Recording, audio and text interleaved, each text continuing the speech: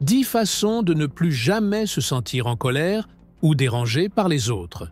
Avez-vous déjà remarqué que certaines personnes semblent avoir le don inné de vous irriter? Parfois, il s'agit d'une remarque sarcastique, d'une attitude égoïste, ou simplement de cette froideur et indifférence qui vous blesse sans même élever la voix. Et le pire, c'est que si vous le laissez faire, cela gâchera votre journée. En réalité, la plupart des gens ne veulent pas que vous alliez bien.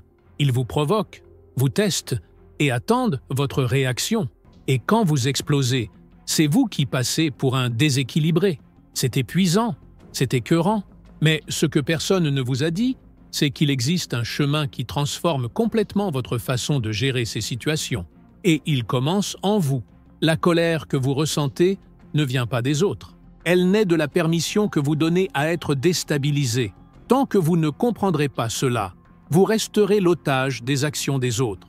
Aujourd'hui, je vais vous montrer comment vous en libérer. Comment construire une armure émotionnelle si puissante que rien ni personne ne pourra plus vous déstabiliser. Aujourd'hui, je vais vous donner 10 façons de ne plus jamais vous sentir en colère ou contrarié envers les autres. Avant de commencer, assurez-vous d'avoir déjà appuyé sur le bouton. J'aime si vous êtes une bonne personne qui déteste le mal humain. Si vous le souhaitez, commentez comme ceci. Rien ne m'enlèvera ma paix. Maintenant, je vais vous montrer le premier secret pour ne plus jamais vous sentir en colère ou dérangé avec les autres. Numéro 1. Votre réaction est un choix. Cela peut paraître absurde, surtout quand tout en vous réclame justice, défense, raison. Mais la vérité, c'est la suivante. Personne n'a le pouvoir de vous mettre en colère sans votre permission. La colère ne vient pas de ce qui vous a été dit, mais de la façon dont vous l'avez interprété. La même phrase peut être ignorée par l'un et dévastatrice pour l'autre. La différence réside dans la lecture émotionnelle. Et voici le secret. Lorsque vous comprenez que vous pouvez choisir votre réaction, vous vous libérez. Vous cessez d'être la marionnette des autres. Ce n'est pas facile au début, car nous avons été conditionnés à réagir automatiquement comme s'il n'y avait pas d'autre alternative. Mais il y en a une. Il y a un espace entre ce qui se passe et votre réponse. Et c'est dans cet espace que réside votre pouvoir. Respirez avant de répondre. Observez avant d'attaquer. Gardez le silence avant de regretter. C'est là que réside la sagesse. La colère peut frapper, mais elle n'est pas obligée de rester. Elle n'entre que si vous ouvrez la porte. Et la clé sera toujours entre vos mains. Numéro 2. Attendez-vous à moins des gens. L'une des plus grandes sources de colère et de frustration est d'attendre des autres le même niveau de conscience, de caractère, d'empathie ou de respect que vous. Mais la dure vérité est que tout le monde ne vous traitera pas comme vous traitez les autres. Et plus vous idéalisez, plus vous êtes déçu. Les gens ne sont pas des versions de vous-même. Ils sont le reflet de votre propre douleur, de vos traumatismes et de vos limites. Lorsqu'une personne agit de manière grossière, irrespectueuse ou égoïste, cela en dit souvent plus sur son vide intérieur que sur une erreur que vous avez commise. Attendre trop de quelqu'un qui ne peut pas tenir ses promesses, c'est comme crier sur un sourd en espérant être entendu. C'est cruel envers soi-même. La véritable paix commence quand on comprend qu'on n'a pas besoin d'être ébranlé par quelqu'un qui n'a pas encore appris à se comporter. Chacun a un niveau de conscience différent. Alors, la prochaine fois que quelqu'un vous traite mal, demandez-vous, cette personne a-t-elle la capacité d'agir différemment? Si la réponse est non, pourquoi cette personne vous dérange-t-elle encore? Avez-vous déjà vécu une situation similaire, où vous attendiez quelque chose de bien de quelqu'un et receviez le contraire? Laissez un commentaire ici. Numéro 3. Avoir raison n'en vaut pas toujours la peine. Souvent, la colère qui vous ronge intérieurement naît d'un besoin désespéré de prouver que vous avez raison. Vous vous lancez dans des disputes épuisantes, gaspillez votre énergie à essayer de corriger les autres, à tenter de souligner l'évidence, et au final, vous vous sentez épuisé. La quête constante d'avoir raison est un piège de l'ego. Elle nourrit la vanité, mais détruit la paix. Et le plus ironique, même lorsque vous remportez une dispute, vous perdez le lien avec l'autre. Et pire encore, vous perdez votre légèreté intérieure. Il faut de la sagesse pour comprendre que tout n'est pas forcément à corriger, que toute injustice ne doit pas être combattue avec acharnement. Parfois, Le véritable pouvoir réside dans le silence, le sourire et l'action. Non pas par faiblesse, mais par intelligence émotionnelle. Vous n'avez rien à prouver à personne lorsque vous avez la conscience tranquille. Et croyez-moi, le monde ne change pas parce que vous avez crié, mais parce que vous avez changé d'attitude à son égard. Choisir la paix, même si c'est juste, est un signe de grandeur, et rares sont ceux qui y parviennent. Numéro 4. Votre estime de soi doit venir de l'intérieur. La raison pour laquelle beaucoup de gens se sentent profondément affectés par les critiques et les insultes des autres est simple. Ils croient encore que leur valeur dépend de la validation extérieure. Quand quelqu'un dit du mal de vous, cela vous blesse, non pas parce que c'est vrai, mais parce qu'au fond, vous êtes encore en quête d'acceptation, de reconnaissance et d'amour. Mais tant que votre estime de soi restera une monnaie d'échange entre les mains des autres, vous serez émotionnellement instable. Un compliment vous élève, une critique vous détruit. Cela vous rend vulnérable, manipulable et fragile. Mais il existe une solution.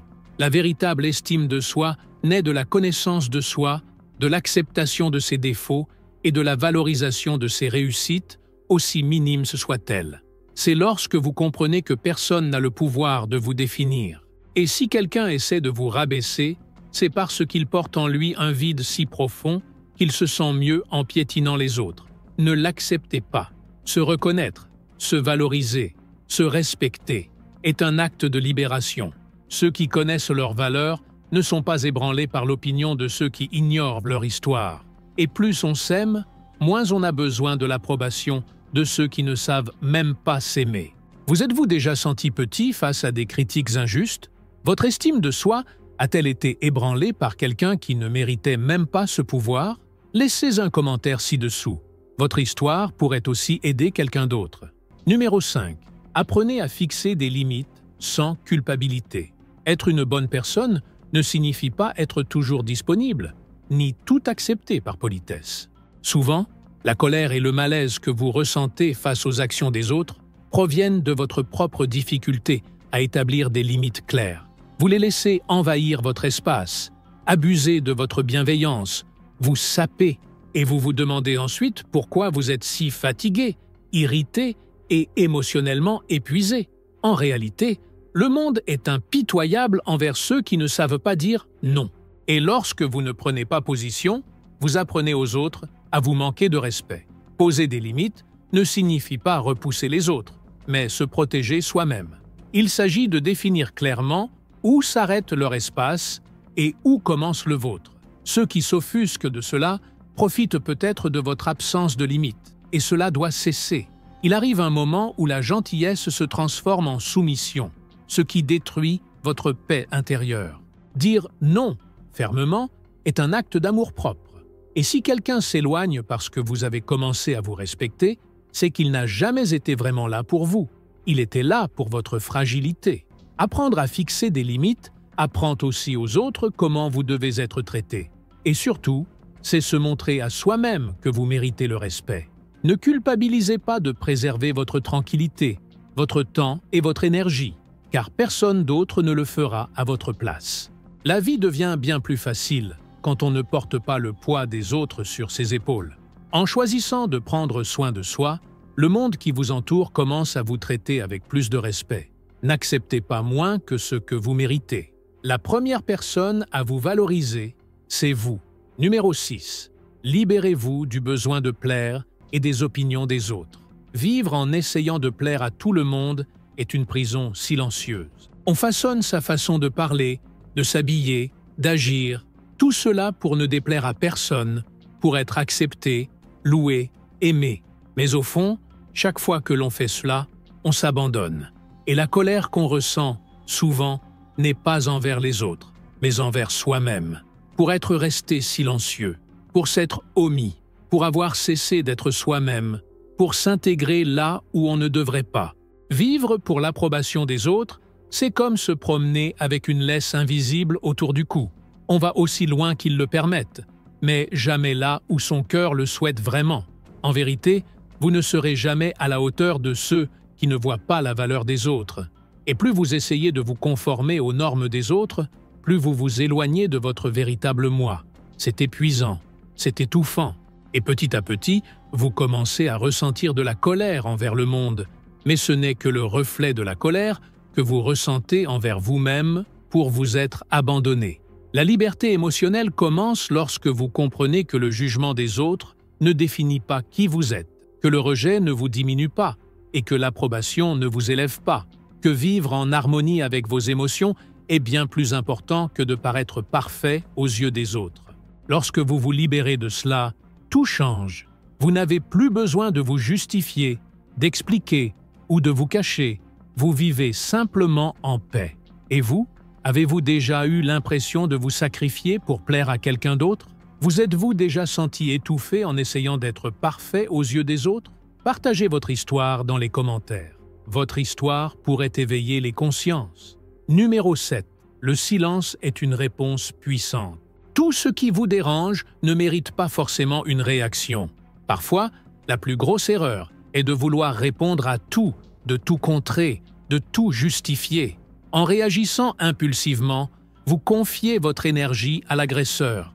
Vous lui dites « tu m'as fait mal ». Et c'est exactement ce que beaucoup de gens souhaitent, vous voir perdre le contrôle, l'équilibre. Mais en choisissant le silence, vous leur enlevez leur pouvoir. Le silence dérange, désarme et instruit. Il montre que vous êtes à un niveau supérieur, que vous ne vous mêlez pas aux autres, que vous ne participez pas au jeu déloyal de la provocation. Les neurosciences le prouvent, lorsque vous réagissez par la colère, vous activez les zones primitives du cerveau liées à l'instinct de défense.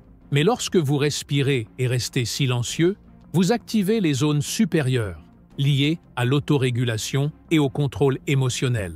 C'est la maturité, c'est la maîtrise de soi. Le silence n'est pas une faiblesse, c'est une stratégie, c'est une forme de respect de soi. C'est dire « ma paix vaut mieux que ça ». Ceux qui apprennent cela vivent plus sereinement, parce qu'ils comprennent que toute attaque ne mérite pas la guerre, et que toute vérité n'a pas besoin d'être dite en période de colère. Parler moins et observer davantage est un pouvoir que peu ont le courage de développer. Mais ceux qui le font deviennent inébranlables. Numéro 8. Pratiquer la gratitude au quotidien. Cela peut paraître simpliste, voire cliché, mais la gratitude a un réel pouvoir de guérison des émotions négatives, comme la colère, la souffrance et le ressentiment. Lorsque vous vous concentrez uniquement sur ce qui vous irrite, ce qui vous manque, ce qui a mal tourné, votre esprit est contaminé. Vous commencez la journée en revivant la douleur, en vous souvenant des offenses, en nourrissant de la rancune. Et cela crée un cercle vicieux. Plus vous vous concentrez sur le négatif, plus il s'amplifie en vous. Mais lorsque vous commencez à vous concentrer sur ce qui fonctionne, même si cela semble insignifiant, quelque chose change. Votre esprit change, votre humeur change, et votre énergie aussi. La gratitude n'efface pas les problèmes, mais elle met en lumière les bons côtés de votre vie, cachés derrière les plaintes. Et cela vous donne la force d'affronter les difficultés sans vous y noyer. Des études montrent que les personnes qui pratiquent la gratitude sont moins stressées, moins agressives et dorment mieux. Cela s'explique par le fait qu'elles ont appris à changer de perspective. Commencez petit. Soyez reconnaissant pour une tasse de café chaud, pour un câlin sincère, pour une nouvelle journée, pour quelque chose qui s'est bien passé aujourd'hui. Il ne s'agit pas de faire comme si tout allait bien, mais de choisir de voir le bon côté des choses, même quand tout semble mal. Et en cultivant cette habitude, la colère commence à s'estomper, car un cœur reconnaissant n'a pas le temps de s'attarder sur ce qui fait mal. Maintenant, dites-moi, êtes-vous généralement reconnaissant pour les petites choses, ou votre esprit est-il toujours concentré sur ce qui manque? Numéro 9. Apprenez de la critique, sans absorber le poison. La critique fait partie de la vie. Vous pouvez être la personne la plus juste, la plus attentionnée et la plus aimante du monde, et vous en recevrez quand même. Et ce n'est pas grave. Le problème n'est pas la critique en elle-même, mais la façon dont vous la gérez. La plupart des gens sont profondément blessés, renfermés et pleins de ressentiment, car ils continuent de croire que toute critique est une attaque personnelle. Mais en réalité, toutes les critiques ne sont pas faites pour blesser. Certaines visent à révéler des angles morts que vous ne voyiez pas, et savoir les reconnaître, filtrer ce qui est utile et ignorer le reste est un signe d'intelligence émotionnelle. Cela ne signifie pas accepter les insultes, les humiliations ou le manque de respect. Cela signifie écouter avec maturité, évaluer calmement et avancer avec plus de sagesse. La théorie de la mentalité de développement montre que ceux qui voient la critique comme une opportunité de croissance souffrent moins, évoluent davantage et nourrissent moins de colère. Nul besoin de se défendre sans cesse, ni de se justifier, ni de tout réfuter. Ceux qui ont confiance en eux écoutent, analysent et décident de ce qui a du sens. Ceux qui manquent d'assurance attaquent, s'énervent et s'égarent.